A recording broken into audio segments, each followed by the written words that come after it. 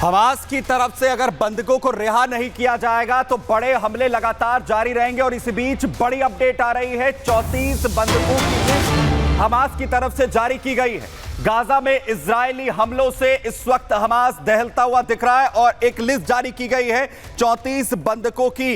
34 बंधकों को छोड़ने के लिए लिस्ट जारी की गई है। सीज फायर के बदले बंधकों को छोड़ने के लिए राजी है हमास, जिसमें 10 महिलाएं और 11 पुरुष बंधकों की बात सामने आ रही है। यह बड़ी जानकारी, क्योंकि लगातार बड़े हमले जारी हैं और हमास पर जिस तरीके से बड़े अटैक हो रहे हैं उसके बाद एक लिस्ट जारी की जा रही है हमास की तरफ से 34 बंधकों की। और यह कहा जा रहा है कि अगर इजराइल सीज फायर यहां पर करता है तो उसके बाद वो इन बंधकों को छोड़ने के लिए राजी है। जहां एक तरफ गाजा को दहला रहा है इजराइल, वहीं दूसरी तरफ लेबनान में भी अब तैयारी की जा रही है, क्योंकि लेबनान में लगातार आईडीएफ डटी हुई है और यह दावा किया गया था, समझौते के तहत यह मांग की गई थी कि अगर आईडीएफ तभी वहां से हटेगी जब हिजबुल्लाह के साउथ लेबनान में जो भी ठिकाने हैं उन्हें तबाह किया जाएगा, खत्म किया जाएगा। और अब इसे लेकर इजराइल की नजरें टेढ़ी होती हुई नजर आ रही।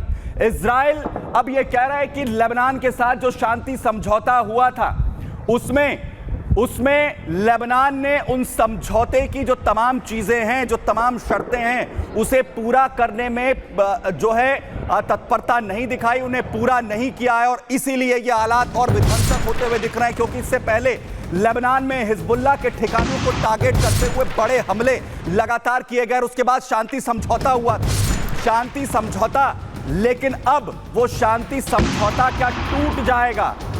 क्योंकि इजराइल की तरफ से रक्षा मंत्री इजराइल कोट्स ने बड़ी बात कहते हुए यह कहा है कि लेबनान ने हमें मजबूर कर दिया है कि शांति समझौता टूटे, क्योंकि जो वादे किए गए थे वो पूरे नहीं हुए। क्या कहा इजराइल कोट्स ने, जरा सुनिए। लेबनान में युद्ध विराम समझौते के लिए इजराइल की पहली शर्त है कि हिजबुल्लाह लिटानी नदी से आगे पूरी तरह से पीछे हट जाए, निरस्त्रीकरण हो और लेबनानी सेना द्वारा आतंकी ढांचे को नष्ट कर दिया जाए। यदि इनमें से कुछ भी नहीं हुआ तो यह शर्त पूरी नहीं होती तो समझौता रद्द हो जाएगा और इजराइल अपने नागरिकों की सुरक्षा के लिए स्वतंत्र रूप से कार्य करेगा। तो इस वक्त इजराइल आग बबूला है। जिस तरीके से लेबनान के अंदर लगातार कोशिशें हो रही हैं हिजबुल्लाह को एक बार फिर से पनाह देने की, और बड़ी बात यहां पर इजराइल की तरफ से कही गई है और चुनौती साफ तौर पर दी गई है। धमकाते हुए लेबनान को इजराइल की ओर से यह बड़ी चेतावनी दरअसल दी गई है। इजरायली रक्षा मंत्री इजराइल कोट्स, जिनकी तरफ से लेबनान को धमकी दरअसल दी गई और कहा कि युद्ध विराम की शर्तों पर खरा नहीं उतरा है लेबनान। जो शर्तें लगाई गई थी, लितानी नदी से पीछे हिजबुल्लाह के लड़ाके नहीं हटे, वो अभी भी डटे हुए हैं लितानी से आगे। अब इजराइल लेबनान में सीज फायर को तोड़ सकता है, एक बार फिर से हमले शुरू हो सकते हैं और युद्ध विराम टूटने पर हमले करने की धमकी दरअसल अब इजराइल की तरफ से दी गई है लेबनान में। कोट्स के बयान से लेबनान में एक बार फिर से हड़कंप मचता हुआ दिख रहा है। बैरूत और दाइये पर इजराइल अब बड़े अटैक कर सकता है। इससे पहले जो बड़े हमले हुए थे हिजबुल्लाह के ठिकानों पर भी एयर स्ट्राइक की शुरुआत इजराइल की तरफ से की जा सकती है। हिजबुल्लाह की कमान दरअसल अभी नईम कासिम के हाथ में है और हिजबुल्लाह एक बार फिर सर ना उठाए, इसकी पूरी तैयारी इजराइल की तरफ से अपनी सुरक्षा के तहत की जा रही है। और इजराइल साफ तौर पर कह रहा है कि अगर लेबनान नहीं करेगा तो हम करेंगे। जरा देखिए।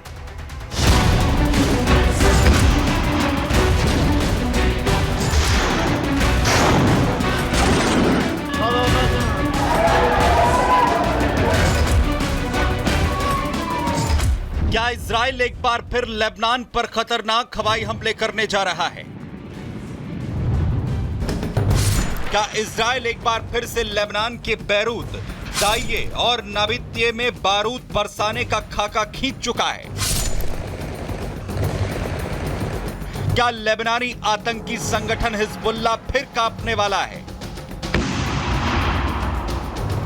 क्या इजराइल और लेबनान के बीच युद्ध विराम टूट जाएगा? इजरायली रक्षा मंत्री कोट्स की लेबनान को ताजा धमकी के बाद पूरी दुनिया में ऐसी चर्चाएं शुरू हो चुकी हैं कि इजराइल फिर से लेबनान को धुआं धुआं करने वाला है। इजराइल के रक्षा मंत्री कॉट्स ने इशारों इशारों में विश्व के सामने लेबनान पर अपनी बात रख दी है।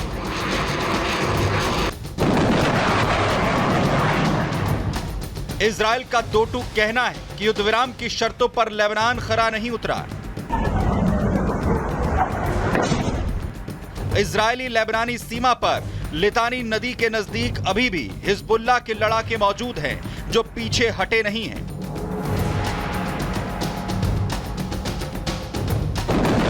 इजराइल की नई धमकी के बाद से लेबनान में हड़कंप मचा है और सवाल उठ रहा है कि एक तरफ गाजा में इजराइल ने तबाही पार्ट 2 शुरू कर दिया है, तो वहीं कॉट्स की धमकी के बाद अब लेबनान में इजराइल फिर से कब और कैसे हमले करेगा।